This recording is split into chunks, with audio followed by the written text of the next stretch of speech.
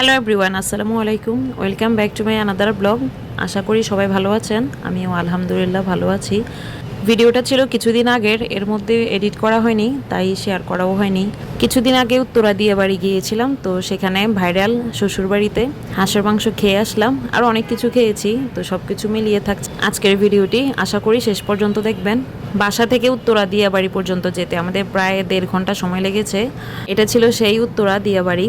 এখানে আসলে আশেপাশে অনেকগুলো এরকম মেলার মতো জায়গা আছে। আমরা গিয়েছিলাম শুরুতে যে মেলাটার মতো বসে সেখানে, আপনারা ভিডিওতে দেখতেই পাচ্ছেন। এখানে কিন্তু প্রচুর মানুষ,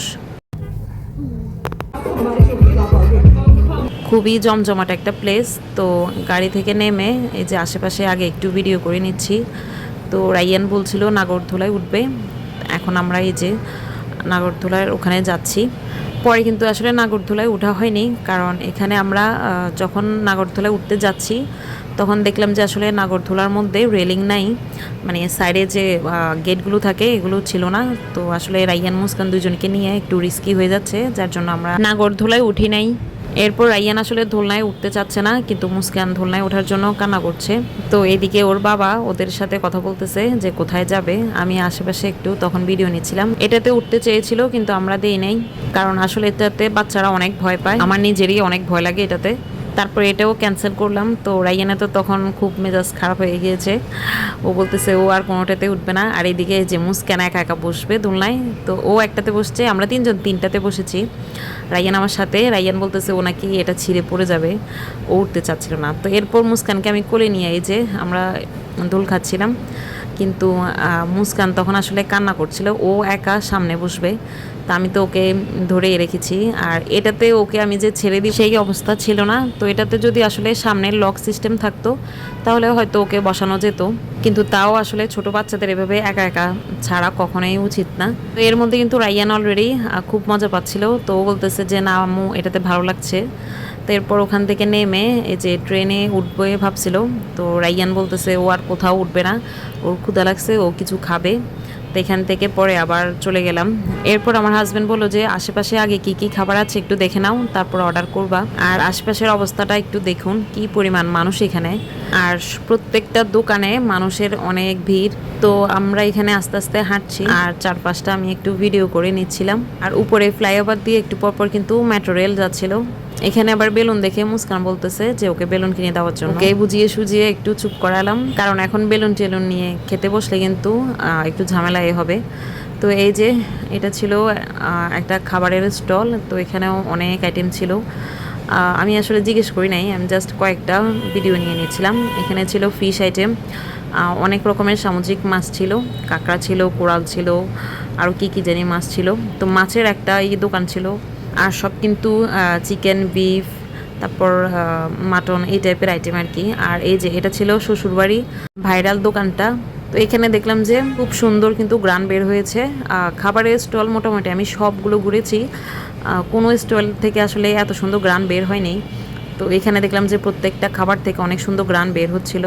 এই যে আমি কিন্তু আশেপাশে সবগুলো ঘুরে দেখাচ্ছি।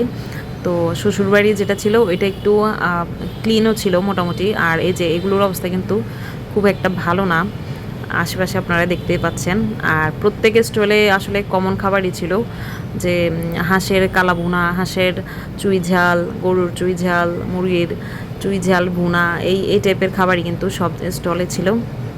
এখানে আবার একটা ছিল কি বরিশালের কি জানি একটা নাম, আর বরিশালের রান্নাঘর। এই যে এখানেও আবার এই যে চাপটি বানাচ্ছে, তারপর চালের রুটি ছিল, আটা রুটি ছিল, যে যেটা খায় আর কি। আবার চিটা রুটি ছিল।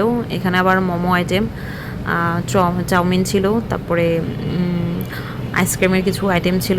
তো এইগুলো আসলে কেমন যেন একটু ময়লা অপরিষ্কার বেশি বেশি দেখা যাচ্ছিল। তো আমরা পুরোটা ঘোরা শেষে পরে ওই যে শ্বশুরবাড়ি যে স্টলটা সেখান থেকে অর্ডার করেছিলাম। আর এদিকে দেখেন মানুষের কি যে একটা অবস্থা, এত গ্যাদারিং, তখন আসলে হাঁটাও যাচ্ছিল না। পুরোটা রাউন্ড দিতে আমার প্রায় 20 মিনিট লেগে গেছে, এরকম একটা অবস্থা। আবার এই শপটাও একটু ক্লিন ছিল। এটা ছিল আবার পেশোয়ারি গোশতের শপটা। তো এখানেও দেখলাম যে ভালোই গ্যাদারিং। এখানে যে চিকেন পেশোয়ারি, বিফ পেশোয়ারি, এই টাইপের আইটেম ছিল। আর পিছনে আসলে অনেকগুলো চাচিরা রুটি বানাচ্ছে। প্রত্যেকটা স্টলে আসলে রুটিটা কমন ছিল, কমন বলতে এখানে অনেক আইটেমই কমন। আর এ পাশে ছিল একটা মাটির বিভিন্ন আইটেম। তো এখান থেকে ছোট ছোট এই যে আমি দুইটা লাইট নিয়েছিলাম, একটা গোল্ডেন কালার আর একটা সিলভার কালার। রাইয়ান আসলে তখন খেলনা খুঁজতেছিল, তো ওর মনের মতো পাচ্ছিল না, তাই আর কেনা হয়নি। আর এদিকে এই যে একটা মেট্রো রেল যাচ্ছিল, অনেক সুন্দর লাগছে তাই না? রাতের বেলা আসলে ভিউ একটু সুন্দরই আসে। এরপর আমরা খাবার অর্ডার করেছিলাম, এখানে ছিল গরুর বট ভুনা। তো এরপর আবার মেট্রো রেল যাচ্ছিল, আমি আরেকটা ভিডিও নিচ্ছিলাম।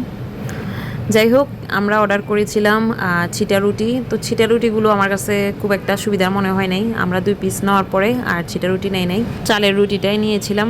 চালের রুটি পরে আরও 4-5 পিস নিয়েছিলাম। আর এখানে ছিল গরুর বট ভুনা, তারপর হাঁসের মাংস ভুনা, হাঁসের চুই ঝাল ছিল।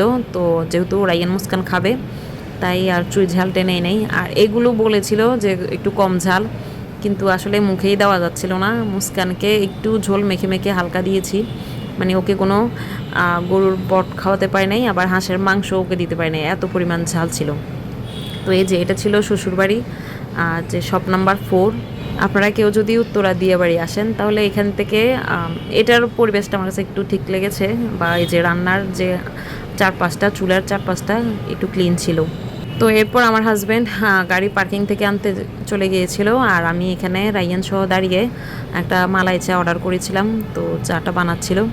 এটার চা আবার দেখলাম অন্য স্টাইলে বানায়, ওরা একদম গুঁড়ো দুধ উপর দিয়ে দেয় আর কিছু শর্ট দেয়। তো আমি বলেছিলাম গুঁড়ো দুধটা মিক্স করে দেওয়ার জন্য, কিন্তু ওরা মিক্স করে দেয় নাই, বললো যে এটা এইভাবে খান। পরে আমি একটা স্পুন নিয়েছি।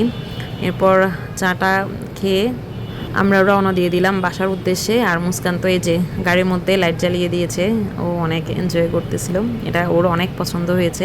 উত্তরা দিয়ে বাড়িতে এই প্লেসে কে কে এসেছেন কমেন্ট করে জানাবেন। আর আমার ভিডিও আজকে কেমন লেগেছে তাও জানাবেন। আজকে প্রথম যারা আমার ভিডিও দেখছেন সবাই কিন্তু আমার পেজে ফলো দিয়ে আসবেন। আর ভিডিওটা এখানে শেষ করছি। সবাই ভালো থাকবেন, সুস্থ থাকবেন, সবাইকে ভালো রাখার চেষ্টা করবেন। আজকের মতো বিদায়, আল্লাহ হাফেজ।